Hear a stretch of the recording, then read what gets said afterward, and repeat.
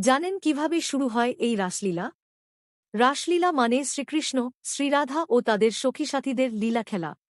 একদিন যমুনা তীরে বস্ত্রহরণের সময় গোপিনীদের কাছে কৃষ্ণ প্রতিজ্ঞা করেছিলেন যে পরবর্তী পূর্ণিমা তিথিতে তিনি রাসলীলা করবেন। শ্রীকৃষ্ণের সুমধুর বংশীধ্বনিতে মুগ্ধ হয়ে গোপিনীবৃন্দ নিজ কর্তব্যকর্ম বিসর্জন দিয়ে সংসারের সকল মোহ পরিত্যাগ করে বৃন্দাবনে উপস্থিত হয়েছিলেন এবং শ্রীকৃষ্ণের চরণে নিজেদের সমর্পণ করেছিলেন। প্রথমে শ্রীকৃষ্ণ গোপিনীদের নিজ গৃহে ফিরে যেতে অনুরোধ করে এবং বলেন তাদের সংসার ধর্ম পালন করা উচিত। কিন্তু গোপিনীরা নিজেদের মতে দৃঢ় ছিলেন।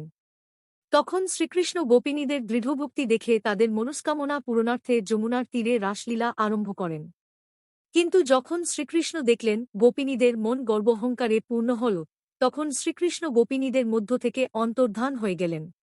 শ্রীকৃষ্ণ যখন রাধাকে নিয়ে উধাও হলেন, তখন গোপিনীবৃন্দ নিজেদের ভুল বুঝতে পারেন। যেহেতু শ্রীকৃষ্ণ ত্রিজগতের পতি, তাই তাকে কোনো মায়াবন্ধনে বেঁধে রাখা যায় না। তখন গোপিনীবৃন্দ একাগ্রচিত্তে শ্রীকৃষ্ণের স্তব করতে শুরু করেন। ভক্তের ভক্তিতে সন্তুষ্ট হয়ে ভগবান গোপিনীদের মানব জীবনের পরমার্থ বুঝিয়ে দিয়ে তাদের অন্তর পরিশুদ্ধ করেন। পরে গোপিনীদের ইচ্ছাকে তিনি সম্মান জানিয়ে যতজন গোপিনী ততজন কৃষ্ণ হয়ে গোপিনীদের মনের অভিলাষ পূর্ণ করেছিলেন, আর এইভাবে জগতে রাসোৎসবের প্রচলন ঘটে।